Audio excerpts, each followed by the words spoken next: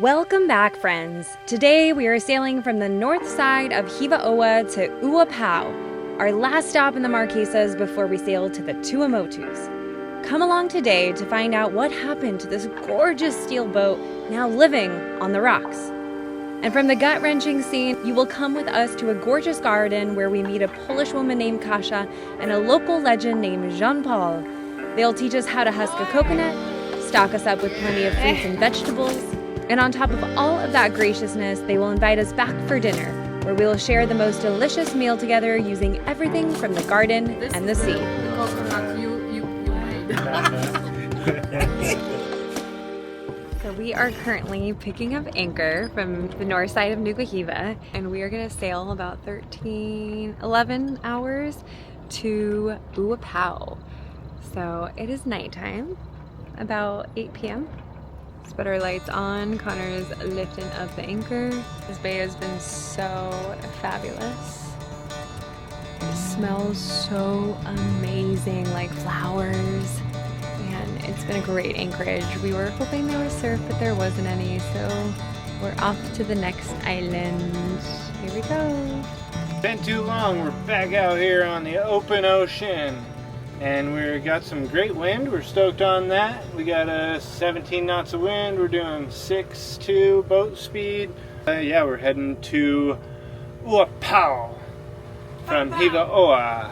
The reason for sailing overnight on this trip is because it's a 12-hour passage. So if we leave in the morning during the daytime, then we get there at night and have to anchor at night.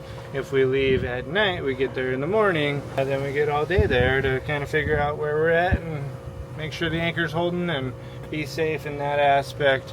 You gotta be dangerous first, and then you can be safe, I guess. I forgot what I was saying. But we're making about 7 knots over ground right now, and it's only 70 miles away, so we're gonna end up getting there too damn early. So we're gonna have to sail circles around the island all morning until we can anchor. 1 hour later. Well, we had great wind for the first part of the night, and then it just started dying off, like always in the morning time. Right as we're almost there, so we're just cruising in there slowly. But we got a beautiful sunrise. And there is Nuku Hiva.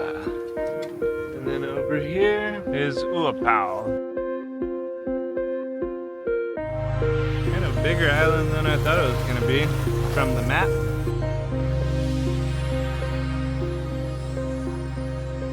Here we are. Got to sail the whole way. That's nice.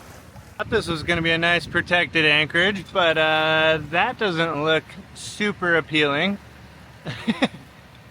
There's a boat on its side on the ground up there. I don't think that was intentional. Maybe they're just trying to clean the bottom. What do you think?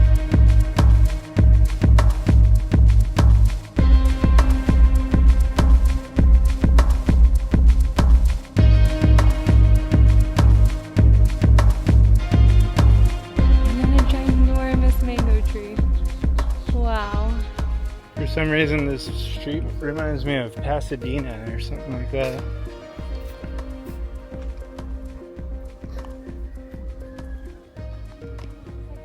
I've been waiting to meet a local, and I finally said pardon, and I was trying to pick up the mangoes that have fallen on the ground, and she says no.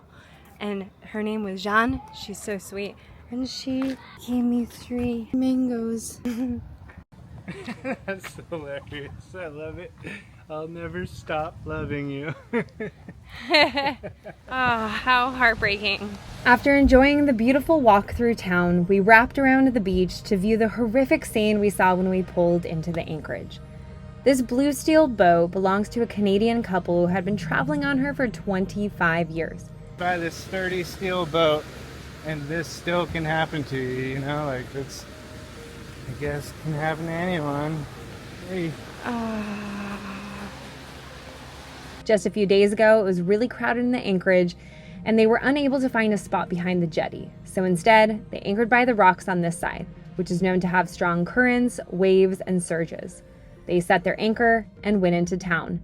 But unfortunately, their anchor dragged when they were away. and when they returned to their beloved home, they found her brutally bashing into the rocks. There was an attempt to pull her off the rocks. Originally, her stern was on the beach, and they flipped her around and continued to pull her off.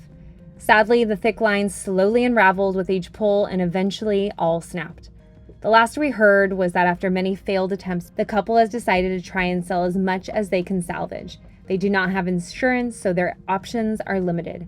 They intend to drain the water tanks and get the diesel off to reduce as much weight as possible. And then, we aren't sure, maybe try again? All we know is she cannot stay on the beach. And we're not sure why these lines are kind of attached right here to the front. If it was me, like, I would want to give the boat a chance to go back and just float out with the tide. And it's not going anywhere if it's attached to these ginormous boulders. All we do know is that we would not give up. This is a gorgeous boat, and with it being steel, we truly think it has a chance. We're heartbroken to hear their story. But seeing this has given us a deeper sense of caution. We all can become overly confident in our anchoring ability. We hope this can be a reminder to all boat owners to be extra careful, meticulous, and thorough when anchoring. Always check your anchor, and stay on your boat at least for a few hours to make sure you aren't dragging before you leave.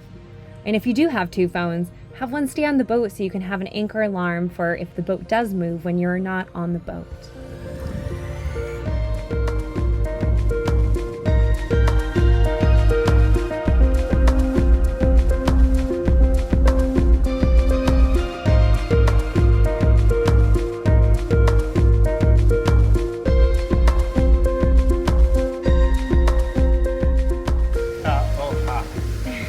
What did you just learn? That's how we say hi in Marquesas.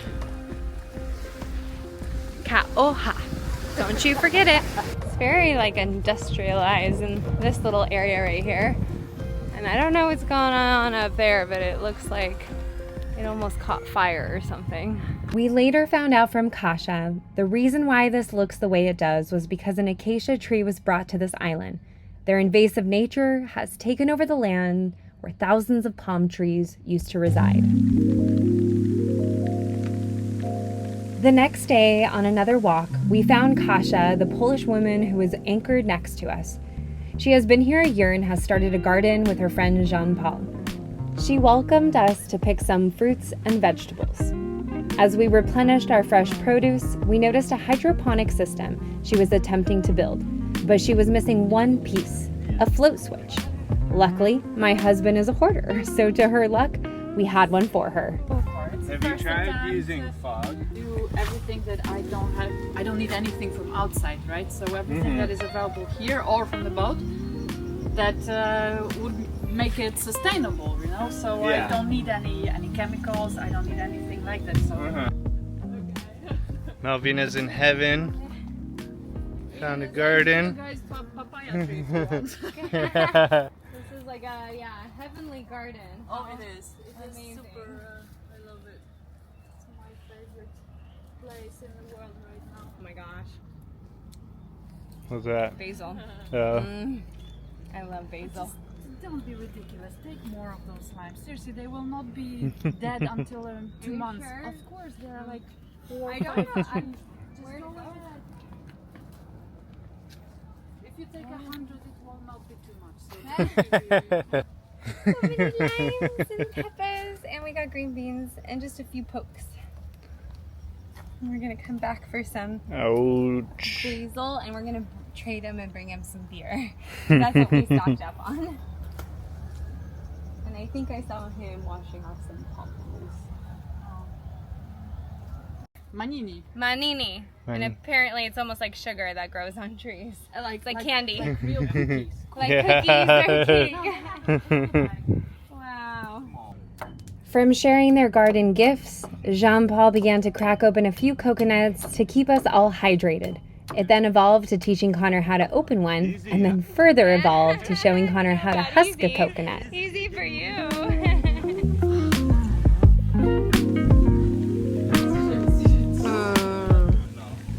Just hanging out in a Marquesian garden, drinking coconuts. This is what we've been looking for. Cheers. It looks simple. So Go ahead. And this is superfood, this thing. This is jelly from fresh coconut. Wow, this smells really good. Got your finger. Just like this? Yeah.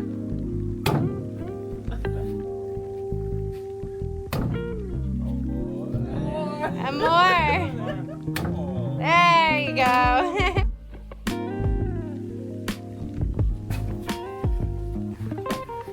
Don't be shy. There you go. Oui, montre tout. Nice.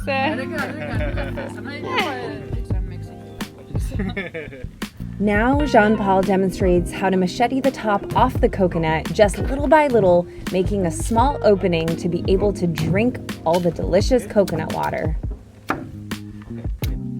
Fun fact, these greener coconuts Jean-Paul is working with here are referred to as young or unripe coconuts, and it's known for their hydrating water inside. Well, you can cut the piece of wood and make something like a stick in the beach. Just with wood? But honestly, everywhere we've been there, somebody already done it. So Il faut que ça soit pointu. it has to be a pointy end. So Parce que ça, on est à la maison, c'est tout le temps coconut, tout le temps. it's gonna look very easy, but it's not in the beginning. It's After easy. a few, It's easy. after Easy, a few practical. times, after a few times, Easy, okay. it's gonna be First- easier. If you can tell now, Jean-Paul has a browner coconut he's working on husking here. This is referred to as a ripe or a mature coconut. These ones are known to have less sweet water, but have more meat, making it great for its coconut milk, which we will be using for dinner tonight. So there's a lever. Easy, yeah? Put some- Okay. Connor, was the test? Yeah. Still got juice in it? Ok, si tu viens là, t'as pas de force pour enlever, hein? Si You have to tu be viens really dessus. above it, so you, Yes, you put like your that. force from your Force? muscles Okay. down spot, right? Yes. That's okay? Ok, Yeah. easy. More to the side. Yeah.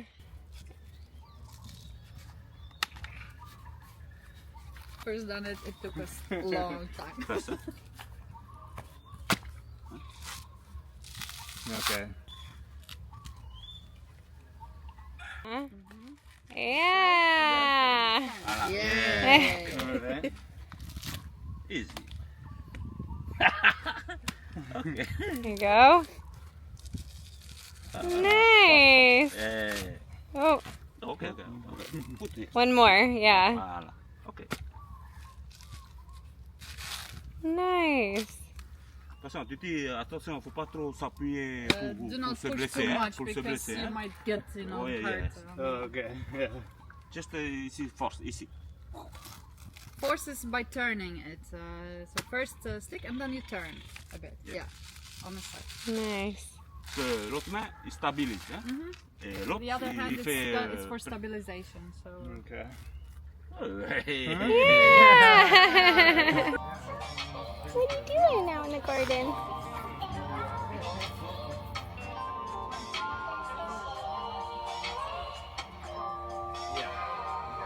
We are completely stocked up. Green beans. Finally got all the things we've been dreaming of, except for bananas. Yeah. Our dinghy is a little bit sideways, Yeah.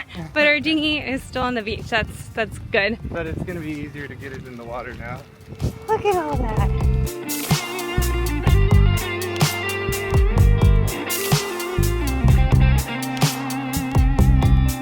Woo, and the dinghy just about perfectly where we want it, because now it's going to be easy to push out at least. Today we met Jean-Paul and Kasha, the Polish girl that I bumped into the first day we were here. And Jean-Paul is apparently an amazing cook, and he invited us over to try some like raw local fish that he's going to cook in some coconut milk, homemade coconut milk. He's going to show us how to make the coconut milk. So we are running a little bit behind. Connor's grabbing a bunch of beers because Jean-Paul likes beer. I inflated a soccer ball for the kiddos because the kiddos are what guided us into the garden. So getting everything together, I'm gonna paddle in on the dinghy.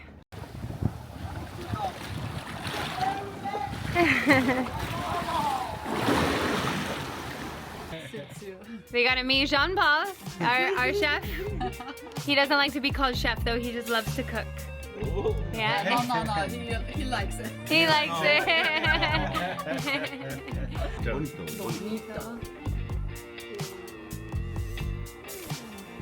And the coconut from the coconuts earlier.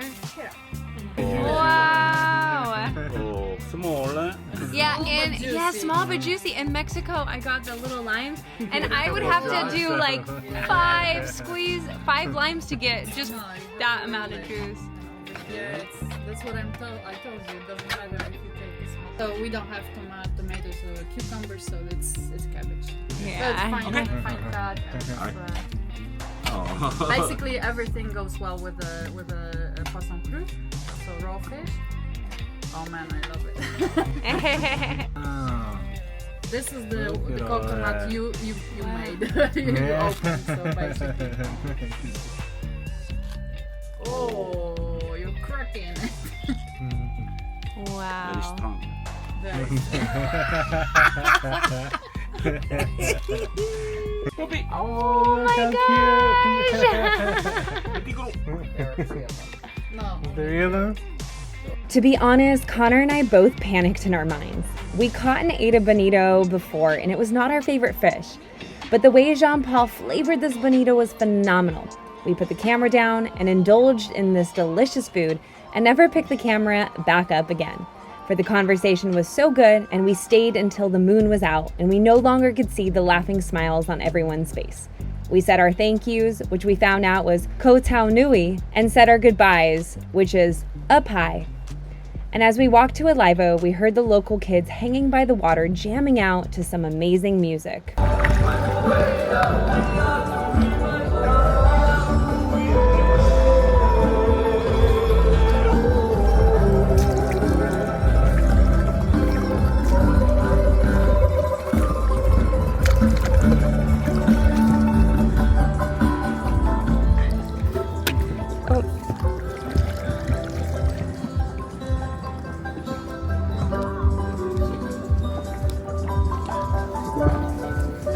Thanks for watching, friends. Comment submarine if you are still watching, because next episode, Alivo almost turns into a submarine as we leave Ua Pou. We begin a rough 4-day sail to the Tuamotus, aiming for the atoll of Fakarava. We hang all the canvas to catch some extra speed. Hanging all the canvas once again. Trying to make us go faster. Our diet consists of pamplemousse. I'm obsessed, I love pamplemousse. Manini. Manini. And new fruits we've never heard of that taste like cake. And Connor gets back into fishing. As we sail through the most epic backdrops, we mentally prepare to enter our first atoll, which we are both super nervous about, for they are known for their strong currents running in and out like rivers, and bommies, shallow reef patches that can sink a boat in minutes. Hope to see you next time, and make today great. This grill is on fire! First and foremost, we want to give a huge thank you to all our supporters. We so appreciate you and are amazed at your generosity. If you want to also help support our journey, check us out on Patreon. There's a link below in the description. Or if it's easier, scan your phone right now on the QR code that's right here on the screen. Now make it a great day, and see you next episode.